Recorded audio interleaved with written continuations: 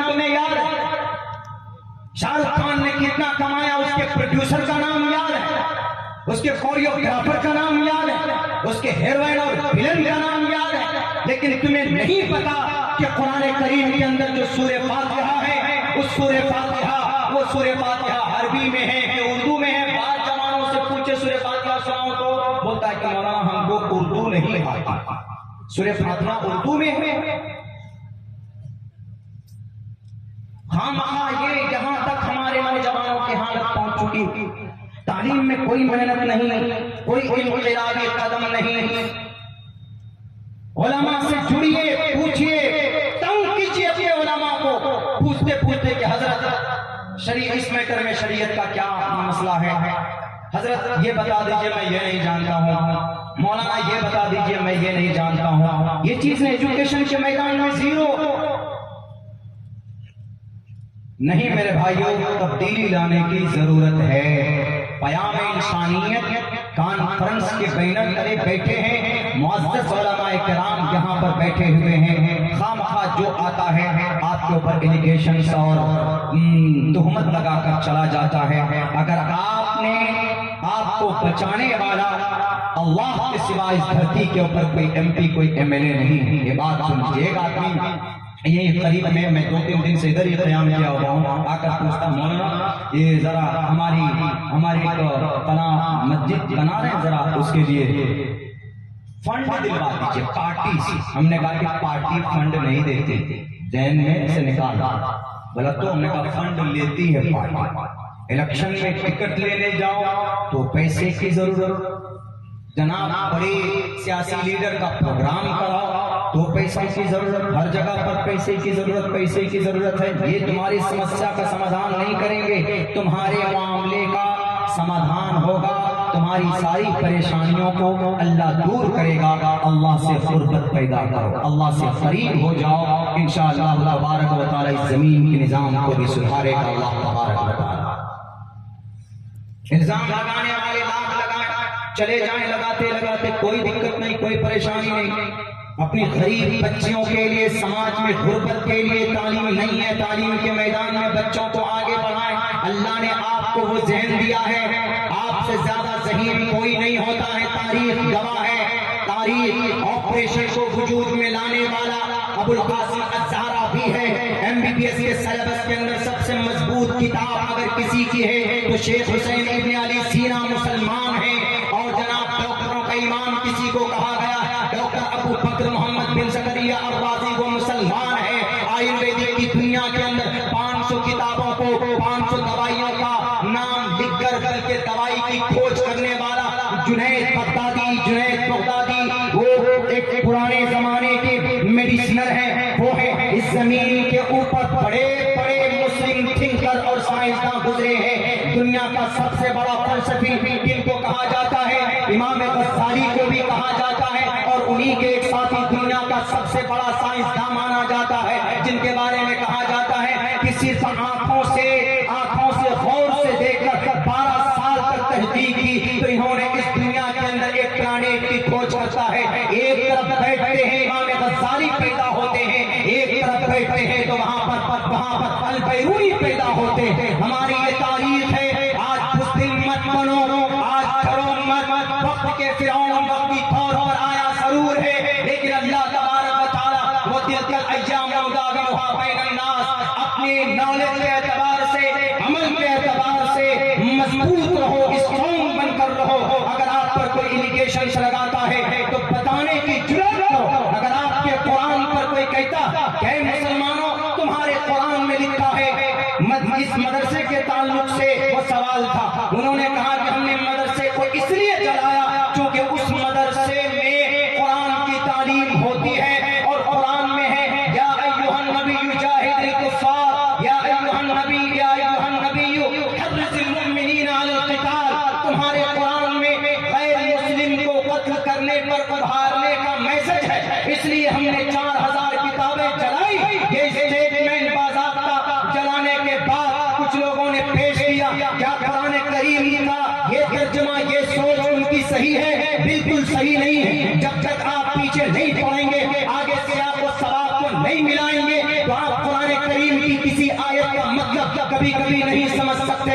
हमने उनसे कहा कि जनाब या अय्युहन नबी युहर्रिजुल मुमिनीन अलल क़िताल, गैर मुस्लिम के लिए नहीं है, हिंदुस्तान के सनातन धर्मी भाइयों के लिए नहीं है, मुशरिकों के लिए नहीं है, बल्कि ये उन लोगों के लिए है जो मुआहदा हुआ था, तोड़ दिया, सरगोशी की। तो अल्लाह तबारक व तआला ने उन लोगों से किया कि जो अहद को तोड़ दे, जो एग्रीमेंट को चाक कर दे, जो अल्लाह के नबी को कत्ल करने के डर पे थे, साजिशें रच रहे थे, ये उन लोगों के लिए है। तुम हिंदुओं को या मुशरिकों के लिए ये एक नॉर्मल हिंदू और मुशरिक को कत्ल करने के लिए नहीं। ठीक है, तुमको कुरान करीम की इस आयत पर अगर आपत्ति है, उठाओ तारीख के अंदर, उठाओ आपके अथर्ववेद के अंदर कहा गया साफ लफ्जों में, प्यारू नाम पर जाम जही, याद रखो इस दुनिया के अंदर अपने शत्रुओं की गर्दन उड़ा दो के तो कामयाब होगे।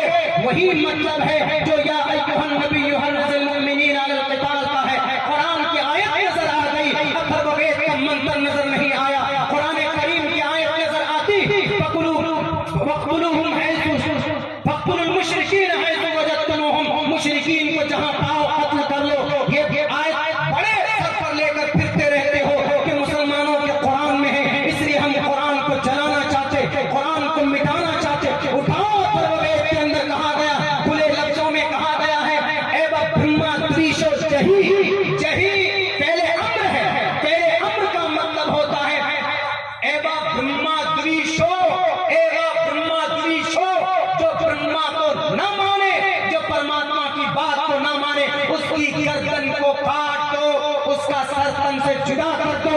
अल्फाज मेरे हैं, जुबान मेरी है, लेकिन काम 20 का अथर्ववेद का मंत्र है जिसको तुम भी चैलेंज नहीं कर सकते। और कुरान करीम की किसी आयत पर आपत्ति है कि वह अतुलहुम मस्ततातुम मिन कुव्वा, देखिए तैयारी करने की बात कही गई है। उठाओ, अथर्ववेद के अंदर एक मंत्र और है जिसमें कहा गया है, साफ लफ्जों में कहा गया, रुद्रगो गिरीवा अशरैत पिशाच, इस जमीन पर पिशाच हो, इस जमीन के ऊपर कोई भी हो, उसका अमल लिखा जाता है।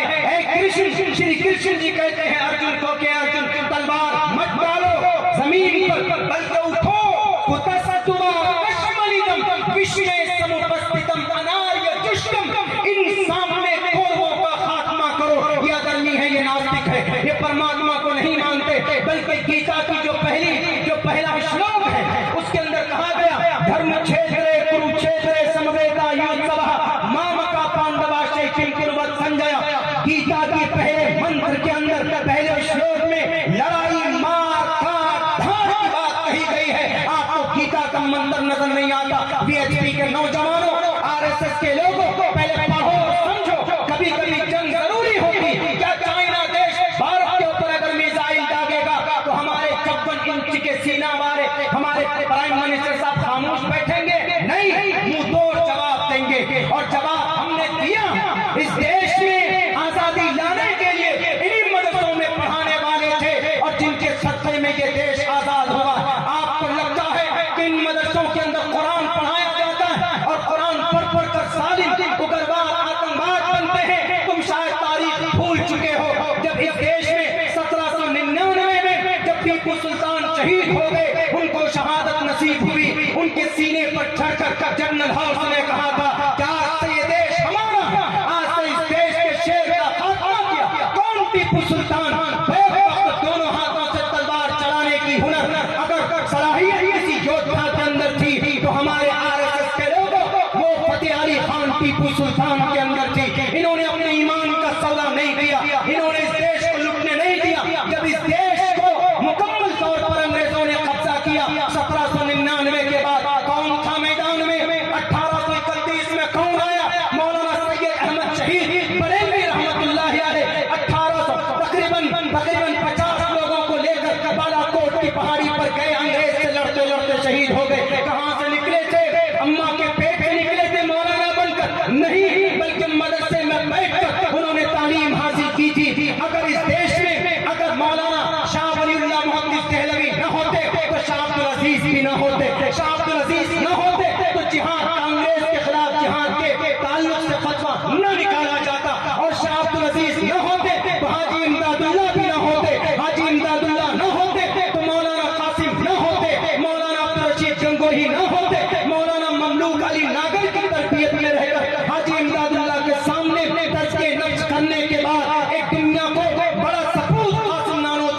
शक्ल में मिला और 6 मई 1866 के अंदर दारुल देवबंद की बुनियाद रखी गई। 1857 में शामली के मैदान में अंग्रेज के सामने अगर कोई लड़ने वाला मर्द मुजाहिद था तो मौलाना कासिम नानोतवी रहमतुल्लाहि अलैह थे। ये कौन थे?